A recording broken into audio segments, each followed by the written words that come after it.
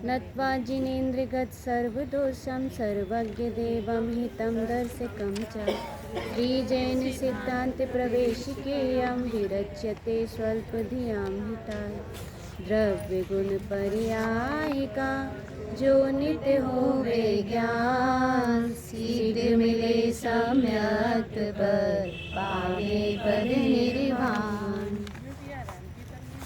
देखिए अस्थि का प्रारंभ करना है अपने को। प्रश्न नंबर 9। प्रश्न नंबर भी बताना। हाँ, आपको एक बात बतानी थी कि अपने पास जो विषय है वो पूरा वर्णन है इसमें विस्तार रूप से, और उपयोग का वर्णन होने के बाद थोड़ी सी चर्चा प्रमाण की है। इसमें मति ज्ञान के भेद, श्रुति ज्ञान, हाँ श्रुति ज्ञान के भेद, फिर अवधि ज्ञान के भेद, मन पर्याय ज्ञान के भेद, केवल ज्ञान के भेद, ये ऐसी चर्चाएं हैं बिल्कुल सिंपल है ना। उसके बाद बीच में कोई नहीं बोलना बिल्कुल, है ना। और ये वाली सारे 5 ज्ञानों की चर्चा है, उपयोग की चर्चा है, और उपयोग के बाद चेतना कर्म फल का थोड़ा सा वर्णन है, और प्राण का मुख्य वर्णन है। किसका वर्णन है उसमें? प्राण का। और प्राण के बाद जीव के गुणों की चर्चा है। तो जीव के गुणों की चर्चा करने के बाद 7 तत्व का बताया गया है पूरा प्रकरण। तो 7 तत्व आ जाएगा, और 7 तत्व के बाद सीधे अभाव की चर्चा है, और इतने में समाप्त है। तो मतलब सही तौर पे देखें तो द्रव्य, तत्व और अभाव, है ना, और उपयोग, ऐसी मुख्य चर्चाएं हैं। और विशेष रूप से उपयोग में ही फोकस है, और बाकी सारी थोड़ी थोड़ी कुछ चीज़ें बाहर मतलब दूसरी दी गई हैं, नहीं तो सरल है। आप ये समझ लीजिए कि द्रव्य पढ़ना है हमको, तत्व पढ़ना है हमको, अस्तिकाय भी किस में आ जाएगा? वो द्रव्य के अंतर्गत है ना। तो वो द्रव्य के अंतर्गत है। और उसके बाद कोई चर्चा है तो वो समुद्घात वगैरह की है, जो कि बहुत संक्षिप्त में ही समझ सकते हैं। चलिए अब अस्तिकाय पढ़ते हैं अपन। तो अस्तिकाय कहते हैं कि प्रदेशत्व गुण के कारण। प्रश्न नंबर 9 है कि अस्तिकाय से क्या तात्पर्य है। आवाज़ नहीं आ रही? कोई बात आएगी, मैं जोर से बोलूँगी अभी, है ना। अस्तिकाय से क्या तात्पर्य है? काल द्रव्य अन्य 5 द्रव्यों से किस प्रकार अलग है ना। अस्तिकाय से क्या तात्पर्य है? तो इतना ध्यान रखिए, आप लोगों के जो ज्ञान में है कि बहुप्रदेशी द्रव्य को ही अस्तिकाय कहते हैं। क्या नाम है? बहुप्रदेशी द्रव्य को ही अस्तिकाय कहते हैं। फिर से बोलिए, क्या कहा? फिर से बोलिए, क्या कहा? लेकिन देखिए अब इसमें क्या कह दिया कि प्रदेशत्व गुण के कारण प्रत्येक द्रव्य के प्रदेश होते हैं। ये बहुत अच्छी बात है कि प्रत्येक द्रव्य में प्रदेशत्व गुण है। प्रत्येक द्रव्य में कौन सा गुण है? प्रदेशत्व गुण है। और प्रदेश द्रव्य का क्षेत्र है, और प्रदेश द्रव्य का क्या होता है? क्षेत्र होता है। तो किसी भी चीज़ की क्षेत्र होगा तो क्षेत्र के बाद फिर कहा कि प्रदेशों से ही द्रव्य का आकार बनता है। प्रदेशों से ही द्रव्य का क्या बनेगा? आकार बनेगा। आकार मतलब कहकर ये कहना चाहते हैं कि जो क्षेत्र होता है, क्षेत्र मतलब लंबाई चौड़ाई, जो हाइट अपन कहते हैं ना, हर व्यक्ति सबसे पहले कुछ भी देखने के लिए क्या देखते हैं? हाइट देखते हैं। तो वो हाइट जो है, वो हाइट बताने के लिए यहाँ पर बताया गया है कि हाइट बताने के लिए अस्तिकाय लिया गया है कि किसी भी द्रव्य की हाइट क्या है, किसी भी द्रव्य का लंबाई चौड़ाई और मोटाई क्या है, उसका क्षेत्र क्या है। वह जो क्षेत्र है वह किससे निश्चित होता है? कि प्रदेशत्व गुण से निश्चित होता है। तो प्रदेशत्व गुण के कारण ही क्या होता है कि क्षेत्र बताया जाता है। तो जो क्षेत्र है वह क्षेत्र से ही क्या निश्चित होता है? आकार निश्चित होता है, जिसको सैनन संस्थान भी कहते हैं ना। तो सैनन संस्थान जीव के होते हैं, वो भी असमान जाति द्रव्य पर्याय में नाम कर्म के उदय से होते हैं कि किसी का सैनन कितना है, किसी का संस्थान कैसा है। जैसे समचतुरस संस्थान है ना, वज्रवसम नाराज सैनन है। तो ये सैनन मतलब तो शक्ति सामर्थ्य होती है, और संस्थान मतलब उसमें आकृति होता है। तो जो असमान जाति द्रव्य पर्याय है उसकी तो यह आकृति कही गई है, लेकिन यहाँ पर विशेष रूप से क्या कहा गया है कि विशेष रूप से यहाँ पर आकार कहकर क्षेत्र बताना है। तो बस इसीलिए कह दिया कि अब बहुप्रदेशी द्रव्य को ही क्या कहते हैं? अस्तिकाय कहते हैं। यदि इतनी बात आपके दिमाग में आ गई कि प्रत्येक द्रव्य में प्रदेशत्व गुण है, प्रत्येक द्रव्य में कौन सा गुण है? प्रदेशत्व गुण है, और प्रदेश द्रव्य का क्षेत्र है। और प्रदेशी द्रव्य का क्या है? क्षेत्र है। क्योंकि हर एक चीज में क्या क्या होता है? द्रव्य होता है, क्षेत्र होता है और भाव होता है। क्या क्या होता है हर एक द्रव्य में? द्रव्य होगा, काल होगा और भाव होगा। तो अस्थिकाय की चर्चा यदि की जा रही है तो वो किसके आधार से की जा रही है? क्षेत्र के आधार से की जा रही है। किसके आधार से की जा रही है? क्षेत्र के आधार से की जा रही है। तो वो जो क्षेत्र है वो प्रदेश ही द्रव्य का क्षेत्र निश्चित करेगा। ठीक है, तो प्रदेशों से ही द्रव्य का आकार बनता है। प्रदेशों से ही द्रव्य का क्या बनता है? आकार बनता है। और प्रदेशत्व गुण किसे कहते हैं? जिससे द्रव्य का क्या होता है? कोई ना कोई आकार अवश्य होता है। और बहुप्रदेशी द्रव्य को ही क्या कहते हैं? अस्थिकाय कहते हैं। बहुप्रदेशी द्रव्य को ही क्या कहते हैं? अस्थिकाय कहते हैं। और अस्थिकाय कितने होते हैं? 5 होते हैं। अस्थिकाय कितने हैं? 5। तो अस्थिकाय 5 में कौन कौन है? जीव है, धर्म है, अधर्म है। इनको साथ में इसलिए ले लिए कि ये असंख्यात प्रदेशी है। यहाँ एक एक संख्या अपेक्षा नहीं आएगा, यहाँ पे प्रदेश अपेक्षा आएगा। किसकी अपेक्षा आएगा? प्रदेश अपेक्षा। कि जीव द्रव्य कितने प्रदेशी है? असंख्यात प्रदेशी है। जीव द्रव्य कितने प्रदेशी है? असंख्यात प्रदेशी है। असंख्यात प्रदेशी होने से इसे क्या कहा है? बहुप्रदेशी कहा है। और बहुप्रदेशी द्रव्य होने से इसे क्या कहा है? अस्थिकाय कहा है। और बहुप्रदेशी में कौन सा गुण दिखेगा? उसमें प्रदेशत्व गुण दिखेगा। और प्रदेश से उसका क्या बनेगा? क्षेत्र बनेगा। और क्षेत्र से उसका क्या आएगा?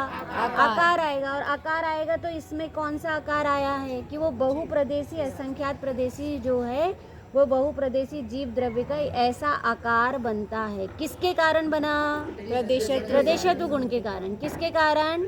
या कहें तो अस्थिकाय के कारण, क्षेत्र के कारण। किसके कारण? क्षेत्र के कारण। क्षेत्र के कारण इसका भी कोई ना कोई आकार है। ऐसे ही धर्म द्रव्य है तो धर्म द्रव्य भी कैसा है? असंख्यात प्रदेशी है। धर्म द्रव्य कैसा है? असंख्यात प्रदेशी है। असंख्यात प्रदेशी होने से ये क्या कहा? बहुप्रदेशी। और बहुप्रदेशी मतलब क्या होता है? अस्थिकाय होता है। और अस्थिकाय जो होता है वह अस्थिकाय में कौन होता है? प्रदेश होता है। तो प्रदेश होने से उसे क्या कहा?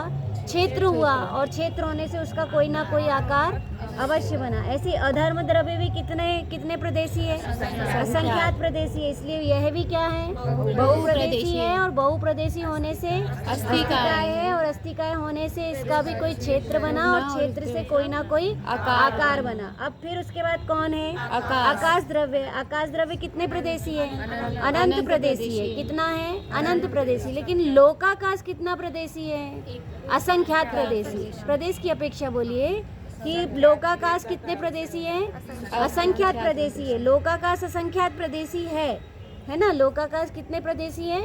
असंख्यात प्रदेशी है। तो लोकाकाश के असंख्यात प्रदेश होने के कारण वह भी क्या कहलाता है? बहुप्रदेशी। और आकाश द्रव्य भी कौन है? बहुप्रदेशी। और बहुप्रदेशी होने से इसको क्या कहते हैं? अस्थिकाय कहते हैं। क्या कहते हैं? अस्थिकाय। और अस्थिकाय होने से इसका भी कोई ना कोई क्षेत्र है।